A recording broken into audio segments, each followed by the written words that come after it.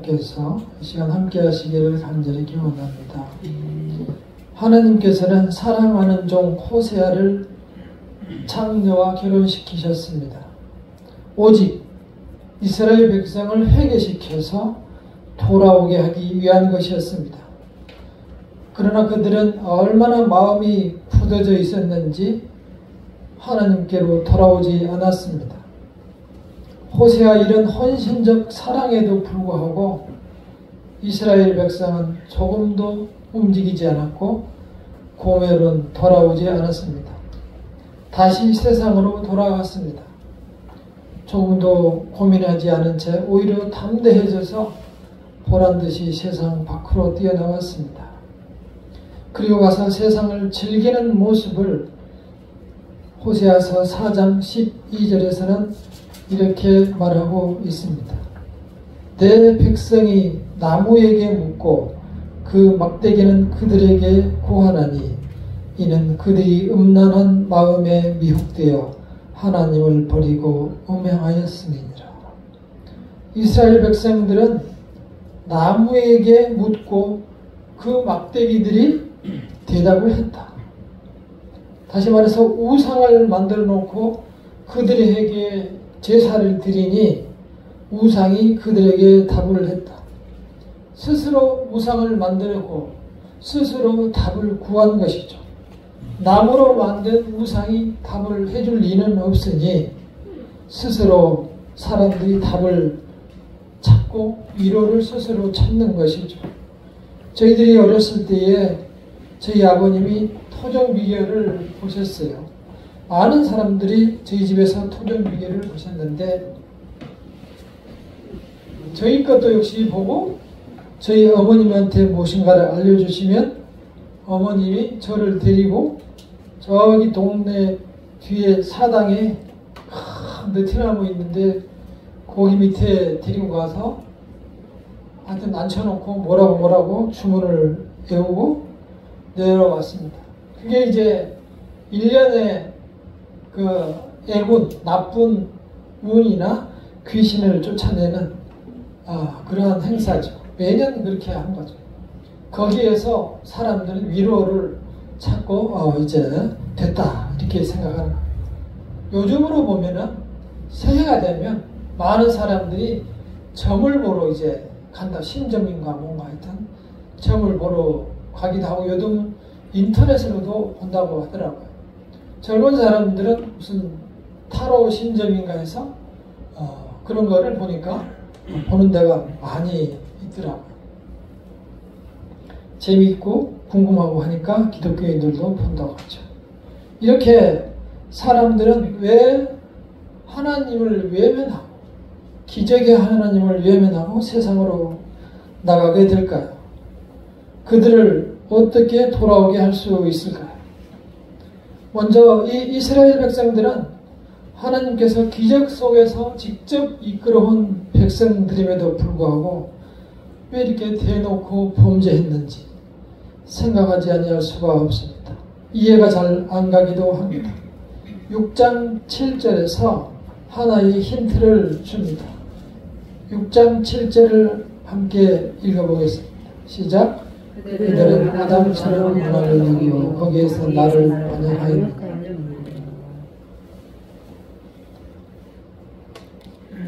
자, 그럼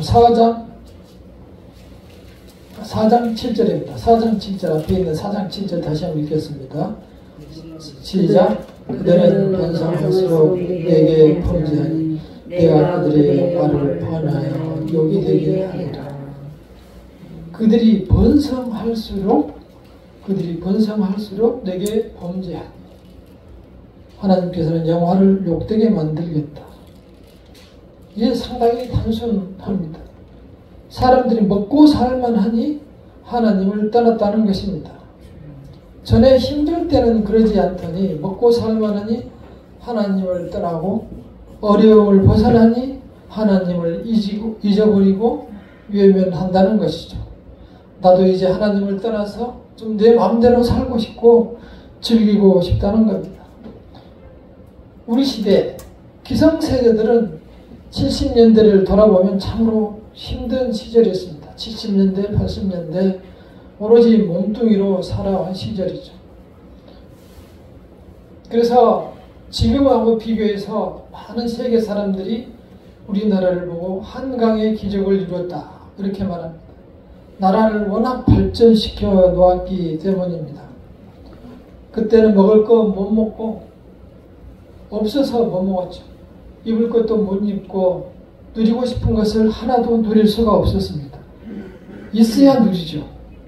그때 여의도에서 10년도에 부흥회가 있었는데 약 제가 듣기로 80만인가 100만 명인가 모였다고 합니다. 거의 우리나라 기독교인의 10분의 1이 모인 거죠. 많은 사람들이 모여서 울면서 기도하고 빌리그레함 목사가 많은 기적을 일으킨 아주 세계적인 유명한 신령대 부흥 집회였습니다. 그때는 참 살기가 힘들었습니다. 70년대 말이었는데도 제가 이쪽 동네 처음 왔을 때 보니까 초가집이 이쪽에 3군데나 있었습니다. 그리고 산비탈에 무슨 집들이 즐비했었고 그러한 집들은 산사태 큰 비눈으로 거의 다 쓸려 나가기도 하고 많은 사람들이 희생이 됐었습니다. 어렵게 살아서 세상이 어려워서 그런 것들이 다 발생이 됐죠. 지금은 아파트가 들어와서 그런 시절을 다 잊어버리게 하고 아주 행복하게 살아가도록 되어 있습니다. 집집마다 차가 있고 차가 2대가 있는 데도 있고 집이 3채씩 있는 데도 있습니다. 나라는 세계 경제 10대 대국이고 국민소득이 3천만 불이 넘는다고 합니다. 이러한 살만한 세상인데 사람들은 점점 하나님을 멀리하고 하나님의 일들을 잊어버리고 싶고 하고 눈감아 버리고 싶은 것들이 많습니다. 그 중에 하나가 우리나라가 세계에서 자살률이 단연코 1등입니다. 그리고 우울증도 제일 많습니다. 그러나 다 그런 건 덮어버리고 싶어 합니다. 잊어버리고 싶어 합니다. 그렇게 잘 사는 사람들만 육신적으로 잘 살고 왜 그런지 그런 것은 전혀 우리가 덮어버리고 싶어 합니다. 우리 육신이 편해지면 이렇게 하나님을 떠나서 살고 싶은 것입니다. 그 결과 우리나라 기독교인도 그때 당시 1000만 명이 넘는다고 했으나 지금은 350만 명, 숫자만 그렇게 많지 실제로는 350에서 650만 명 사이로 줄었습니다. 가짜 기독교인들이 많았던 거죠. 왜 우리는 이렇게 하나님을 독립하고 싶어 할까요? 고멜처럼 굳이 하나님과 같이 살 수 없다고 뛰쳐나가고 싶어 할까요? 우리는 요한일서 2장 15절에서 17절을 읽어보겠습니다. 요한일서 2장 15절에서 17절. 이 세상이나 세상에 있는 것들을 사랑하지 말라. 누구든지 세상을 사랑하면 아버지의 사랑이 그 안에 있지 아니하니. 이는 세상에 있는 모든 것이 육신의 정욕과 안목의 정욕과 이생의 자랑이니 다 아버지께로 온 것이 아니요 세상으로부터 온 것이라. 이 세상도 그 정욕도 지나가되 오직 하나님의 뜻을 행하는 자는 영원히 거하느니라. 우리가 세상에 마음을 사랑을 두면 그 속에 하나님의 사랑이 없다라고 분명하게 말씀하고 있습니다. 반대로 우리가 축복을 받는 비결은 세상 사랑을 두 번째로 두고 하나님의 사랑을 첫 번째로 두는 것입니다.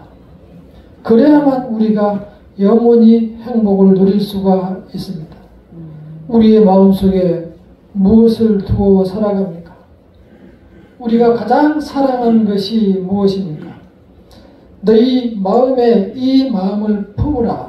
곧 그리스도 예수의 마음이니 예수께서는 그 자기의 마음을 십자가의 사랑으로 우리에게 보여주셨습니다. 우리에게 이 마음을 품고 살아가라는 것입니다. 그는 죽기까지 복종하셨고 결국 십자가에 돌아가셔서 우리를 살리는 주님의 사랑을 보여주셨습니다. 우리 인생에서 성공처럼 보이는 것이 무엇입니까? 성공이라는 것은 잠시 잠깐 지나가는 기쁨일 뿐입니다. 저랑 학교 다닐 때 라이벌이 한 분 있었습니다. 아주 친한 사이였는데 그 친구는 지금도 사장으로 돈을 많이 벌고 있습니다. 어제 전화가 왔는데 이제 좀 자주 만나자고 그랬습니다. 왜 그러냐니까 눈이 일어나면 눈곱이 끼고 여기저기 아프고 이제 건강에 대해서 자신이 없다는 겁니다. 그래서 내가 이겼구나 이렇게 생각을 했습니다. 세상에서 이기고 지는 것은 돈이 많고 명예가 높은 것도 아닙니다. 저는 그러한 것을 이기고 지는 것으로 받아들이기보다도 마음이 오히려 평안해졌습니다.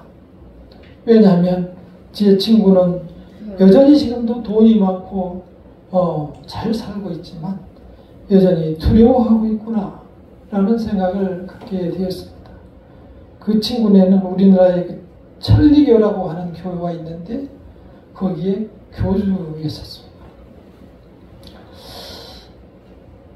다른 종교는 우리가 믿을 수가 없고 그곳에는 행복과 성공도 없습니다. 하나님께서는 우리에게 하나님이 누구인가를 알라고 이렇게 간곡하게 이야기를 하고 있습니다. 우리에게 두 번째 주신 힌트가 이것입니다. 우리에게 진정한 회개가 없다는 것입니다. 회개의 대표적인 행사가 교회에서는 제사였습니다. 하나님의 자녀들에게 제사를 드릴 때는 하나님의 앞에 나올 때는 항상 제물을 가지고 양이나 염소나 소나 비둘기나 가지고 와서 드리는 거였습니다. 그 동물을 양을 가지고 와서 그 양에게 안수를 하고 자기 손으로 직접 잡았습니다. 그 안수를 하는 행사는 자기의 죄를 양에게 대신 주는 거였어요. 사실 힘든 일이잖아요.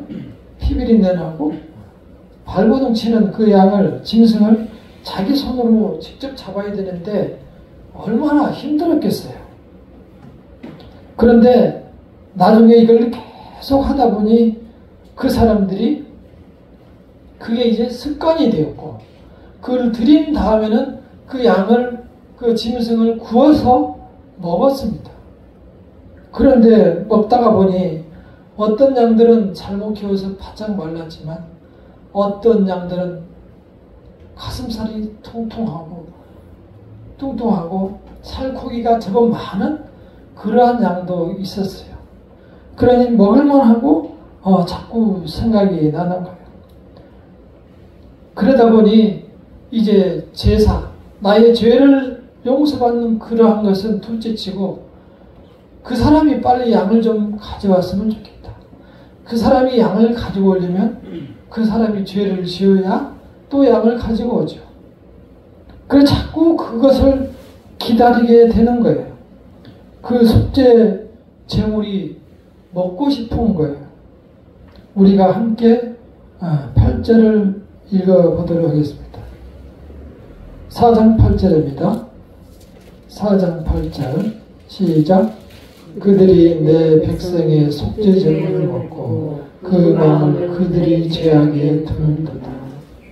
그러니까 제사장들이나 백성이나 제사 드리고 나서 제밥에 관심이 많은 거죠. 그 양을 구워서 먹을 때 맛있는 그 고기 맛에 들려서 또 그 양을 기다리고 있다는 말씀을 4장 7절에서 4장 몇 절? 4장 8절에서 그렇게 말씀합니다. 내 백성이 속죄제물을 먹고 그 마음을 그들이 죄악에 등도다. 계속 죄악을 먹고 싶어 하는 것입니다. 죄를 먹고 마시되 죄는 내 육신에서 떼어버리고 싶지 않는 그러한 모습을 보여주고 있습니다. 죄 좀 지으면 때 다시 중원에 가서 죄 용서받으면 되고, 다시 기도하면 되고, 다시 미사를 드리면 되고, 이런 식으로 마음이 점점 하나님과 멀어지고 죄에 대해서는 담대해져 갔습니다. 하나님께서는 분명하게 죄의 결과에 대해서 경고하십니다. 4장 2절과 3절을 읽어보겠습니다. 호세아 4장 2절과 3절 시작. 오직 저주와 속임과 살인과 도둑질과 가늠뿐이요 포악하여 피가 피를 흘리니라. 그러므로 이 땅이 슬퍼하며 거기 사는 자와 들 짐승과 공중에 나는 새가 다 쇠잔할 것이요 바다에 고기도 없을지니라. 이제 하나님께서는 주었던 먹고 사는 것, 짐승, 심지어 물고기까지 먹을 것이 없게 빼앗아 가버리겠다고 경고를 하고 계십니다. 그리고 그들은 하나님의 말씀을 듣지 않아 결국 아수르의 포로로 다 끌려가서 70년 노예 생활을 다시 하게 되는 것입니다. 하나님께서 돌아가라고 할 때 돌아가야 합니다. 우리는 하나님께 진심 어린 회개를 필요로 합니다. 우리가 이렇게 하나님을 모르기 때문에 죄를 짓고 망하는 것입니다. 우리는 하나님의 성품을 잘 알으셔야 합니다.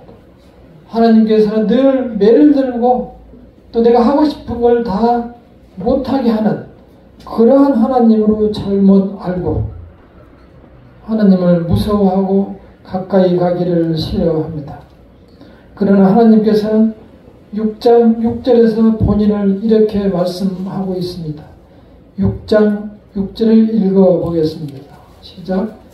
나는 인애를 원하고 제사를 원하지 아니하며 번제보다 하나님 아는 것을 원하노라. 하나님께서는 인애를 원한다. 제사 원하지 않는다. 하나님의 성품은 사랑을 원합니다. 그래서 하나님을 사랑이라고 하시는 겁니다. 하나님께서는 그들에게, 하나님의 자녀들에게 사랑을 주시기를 원하고 그들이 서로 사랑하기를 원하고 또한 그러한 사랑으로 서로 나누기를 원하는데 자녀들은 계속 하나님으로부터 떠나고자 하는 그러한 모습을 보여줍니다. 왜 그럴까요? 우리는 참으로 알 수가 없습니다. 지난주에 사랑스러운 손녀를 아들한테 엄마품에 갖다 보내고 왔습니다. 이제 헤어질 분위기를 눈치를 채서 알고 있기 때문에 간다고 하니 다리를 또 붙들고 그랬습니다. 그래서 제가 안아주고 짐을 다 챙긴 후에 주고 떠나가오는데 막 또 우는 겁니다. 우리도 가슴이 뭉클했습니다. 근데 제가 거기 있을 때 둘째 낳은 그 아이를 갓난아이를 제 손으로 이렇게 딱 안고 있으니까 우리 서아가 와서 제 손을 툭 치는 거예요. 그리고 계속 이쪽으로 피하니까 가서 얘를 푹 꼬집더라고요. 그래도 이쪽으로 피하니까 제 옆에 와서 울더라고요. 그러니까 불쌍한 착한 우리 사아의 마음속에 그 사랑을 독차지하고 싶어하는 그러한 사랑의 질투심이 깔려있구나 라는 것을 저는 보았습니다. 사랑을 독차지하고 싶을 때 어떠한 일이 발생됩니까? 최초의 살해를 범했던 아담의 아들 가인과 아벨은 동생의 제사만 하나님이 받았다는 그 질투심 때문에 아니 동생이 잘못한 것도 아닌데 동생을 때려 죽이는 일이 생겼습니다. 질투심은 그렇게 무섭게 무서운 결과를 가져오게 됩니다. 사랑을 그것마저도 독차지하려는 그러한 질투심이 우리 모두에게 있습니다. 그러한 질투심이 우리 서아에게만 있었겠어요? 모든 사람들이 다 가지고 우리는 마치 그것이 당연한 것처럼 그렇게 받으며 그것을 챙기고 나의 것으로 챙기며 살아왔고 지금도 살고 있습니다.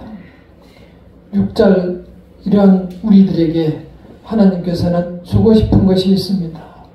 6장 3절을 함께 읽어보겠습니다. 6장 3절입니다. 시작. 그러므로 우리가 여호와를 힘쓰면서 그의 나타나시는 새벽빛같이 어김없는 비와 같이 땅을 적시는 늦은 비와 같이 우리에게 임하시리라 하시니라. 하나님께서는 이러한 징계를 주시겠다고 경고를 하시지만 또 이렇게 희망을 주십니다. 내가 너희들에게 새벽빛같이 새벽에 늘 오듯이 변함없이 오듯이 늘 내가 이른 아침부터 너희들에게 빛이 반드시 어김없이 되어주겠다는 것입니다. 땅을 적시는 이른 비와 늦은 비, 겨울에 오는 이른 비와 여름에 오는 늦은 비, 모두가 곡식에게 아주 중요한 비였습니다. 이 벼가 틀림없이 내려서 너희들이 먹을 것을 풍성하게 해주겠다고 이렇게 약속을 주고 있습니다. 그러니 내 곁으로 다시 돌아오라는 하나님의 말씀인 것입니다. 우리는 생각하고 우리는 말합니다. 세상이 그렇게 호락호락합니까? 세상이 살기가 쉬운 줄 아십니까? 그러나 하나님께서 그게 쉽다고 말하지 않으시고 하나님께서는 그 가운데서 먼저 하나님을 찾으시면 이 모든 먹고 사는 문제가 해결된다는 그러한 축복의 약속을 주고 계시는 겁니다. 우리의 생각을 먼저 세상 사랑보다 먼저 하나님 사랑으로 바꿔야 합니다. 그것이 하나님의 부르는 소리인 것입니다. 우리는 하나님께서 우리를 때리실 때 하나님도 아픔이 있다는 사실을 말씀을 통해서 보여주고 있습니다. 여호와께로 돌아가자. 우리를 찢으셨으나 도로 낫게 하실 것이요 우리를 치셨으나 싸매어 주실 것이요 우리가 돌아오지 않은 하나님의 마음도 아프시고 우리를 때리십니다.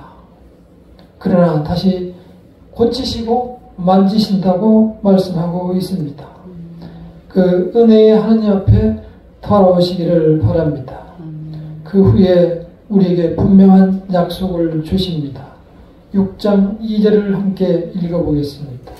6장 2절입니다. 시작. 여호와께서 이틀 후에 우리를 살리시며 셋째 날에 우리를 일으키시니 우리가 그 앞에서 살리라. 둘째 날이 아니고 셋째 날 일으키시겠다. 지금 말씀을 주시는 이때는 예수께서 오시기 800년 전의 일이지만 너희는 약속이 있는 백성이다. 미래가 있는 백성이라는 사실을 분명하게 약속으로 주고 계십니다. 너희는 제사에 제밤에 관심이 많지만 그 제사는 이미 예수님의 어린 양으로 드려짐으로 한 번으로 끝났습니다. 이제 고기 먹을 일은 없습니다. 우리는 예수님의 보혈로 인해서 사흘 만에 다시 부활하는 것입니다. 우리에게 그러한 부활을 확실하게 믿을 때에 우리는 그의 앞에서 영원히 살게 되는 것입니다. 그러한 믿음과 그러한 평화로 다시 돌아오라는 것입니다. 오라, 우리가 여호와께로 돌아가자. 이 부르심이 들리시기를 바랍니다. 여기서 우리가 한때 하나님의 약속의 자녀였지 않느냐 라는 이야기를 말씀해 줍니다. 그래서 우리라고 표현합니다. 돌아가자. 그때 또 우리가 한때 하나님의 품에서 즐거웠지 않느냐. 하나님의 힘으로 애굽에서 탈출했고 하나님의 능력으로 홍해를 건넜고 하나님께서 매일 곡식을 주심으로 광야를 무려 40년간 넘겼지 않느냐. 그래서 우리가 그 품으로 다시 돌아가자 이것입니다. 돌아가자고 간절히 부르실 때 돌아가시는 은혜가 함께 있으시기를 간절히 기원합니다. 기도하겠습니다.